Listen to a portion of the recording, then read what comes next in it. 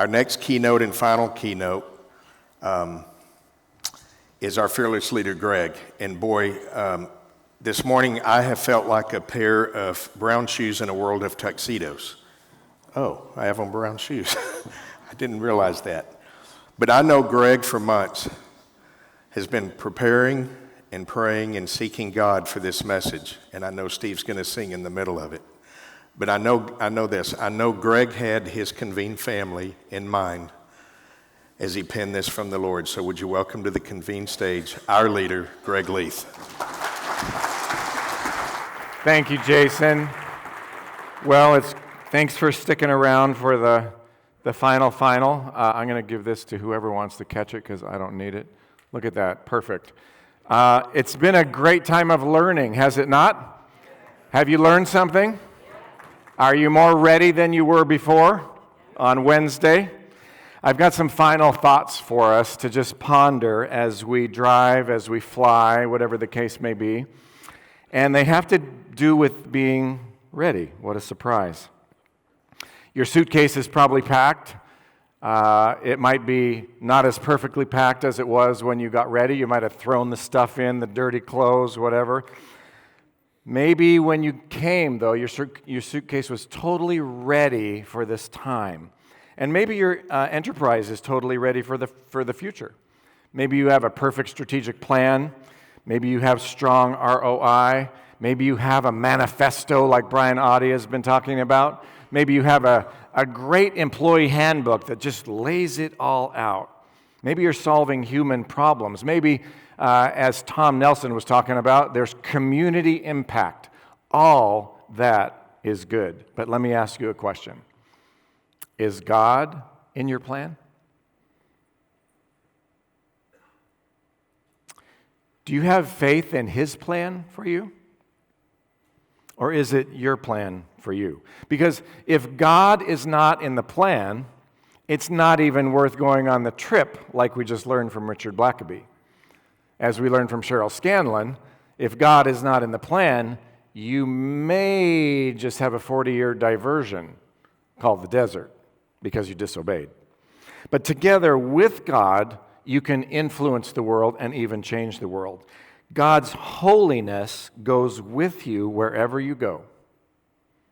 And I'm going to show you how that works in a minute. He's touched you. He's in you. He's empowering you.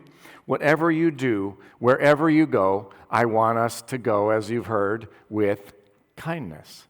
Not with Bible bashing, not with tricking people into evangelistic talks at a thing you called a dinner, but something that is with kindness. John 13:20 tells us, I tell you the truth, anyone who welcomes my messenger is welcoming me. Anyone who welcomes my messenger, that's you, is welcoming me. And anyone who welcomes me is welcoming the Father who sent me. So whoever receives you receives Jesus and God the Father. That's important because that's why we need to go with kindness, right? The Starbucks barista that you keep complaining that your extra, extra hot thing is not extra, extra hot but was only hot will probably never come to Jesus if you try to talk to them because they think you're a jerk. So whoever receives you receives Jesus and God the Father, so we have to go into the world with kindness. And to cement that one more time, I'm going to have us all sing the song that we've been singing since Wednesday night from my friend Steve Bell.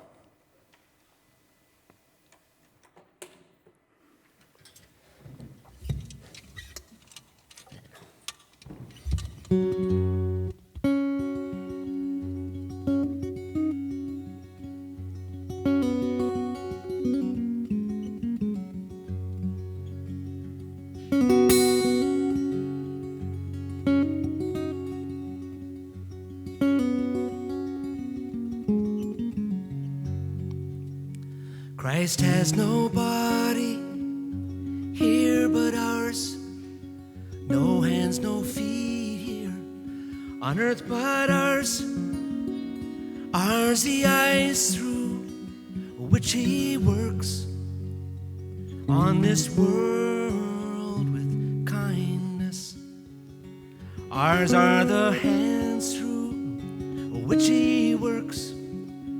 Ours are the feet on which he moves. Ours the voices through which he speaks to this world with kindness. Through our touch, our smile, our listening ear, embodied in us, Jesus is living here. Let us go now and spirited into this world with kindness.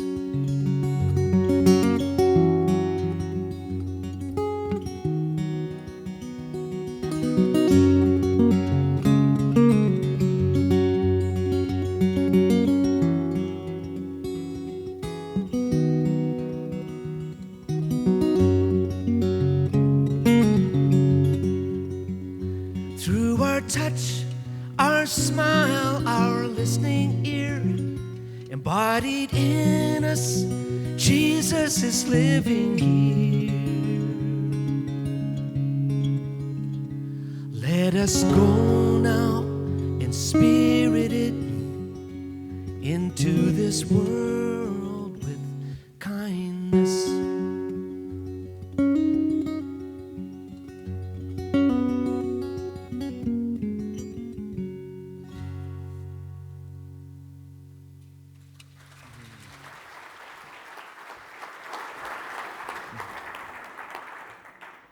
I want to close our time with a story of some folks who actually were ready to die, just like Pat Lencioni talked about in his talk. Jim Elliot and Nate Saint, some of you know the story, some of you are too young to know the story. 2 of 5 young missionaries who with their wives and children set out to Ecuador to bring the gospel to the Auca Indian tribe in Ecuador. They'd been getting ready for 5 years. Started getting ready in 1950. And in September 1955, they moved to Ecuador and made contact with the tribe by flying their little yellow Piper airplane over the jungle huts with the little river, and they had this bucket that they would figure out how to circle around, and the bucket would drop down and give gifts to the Auca Wadani tribe Indians. What a great strategy. Only 4 months later, Jim Elliot, Nate Saint, and their 3 friends were all speared to death near their plane that landed finally in the jungle on a riverbed of sand. How's that for a plan?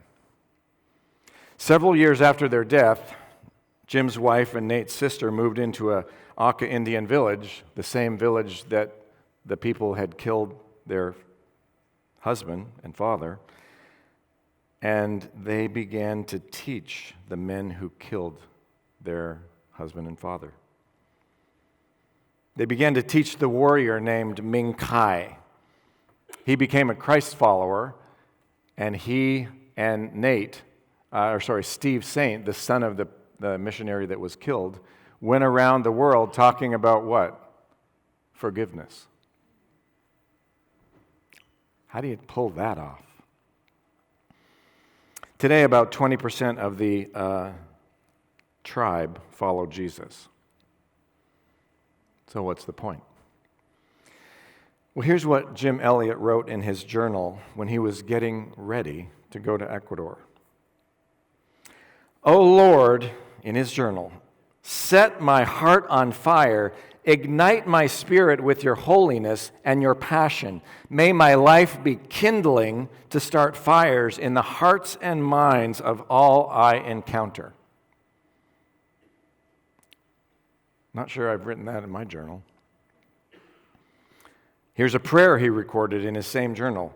"God, I pray thee, light these idle sticks of my life, and may I burn for thee. Consume my life, for it is thine. I seek not a long life, but a full one like you, Lord Jesus." Whoa, that's not in my journal either.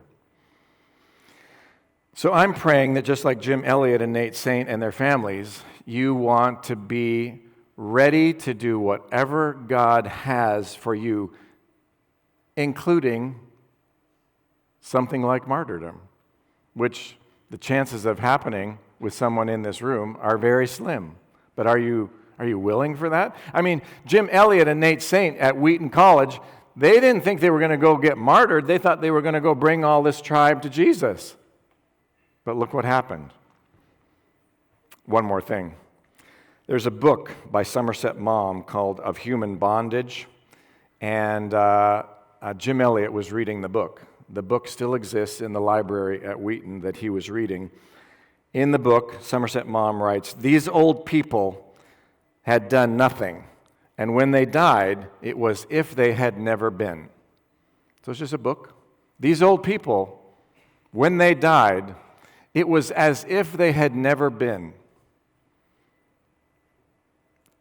In the margin of the book, Jim Elliot writes, "God, deliver me from a life of meaningless existence."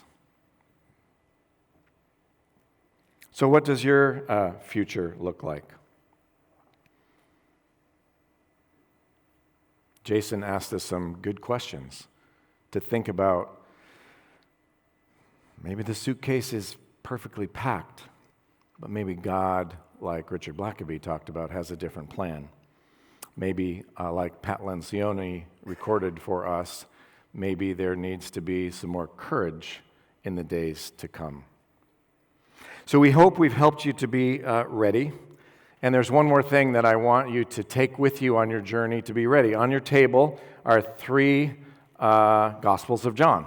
So just grab those, pass them out to each other. What I don't want you to do with these is leave them on the table. What I do want you to do with these is not put them on your library shelf or stick it in your backpack. I am hoping that you will pray that sometime in the next 24 hours, 48 hours, 72 hours, or 1 month or 2 months, whatever it is, that you take this Gospel of John and walk to somebody that you are dealing with and say, "The words in this little book are from Jesus. They've changed my life, and this is for you." That's all you have to do. That's all you have to do. So, Jason, back to you, and thanks for coming, and we really appreciate the fact that you've been with us. Thank you, Greg.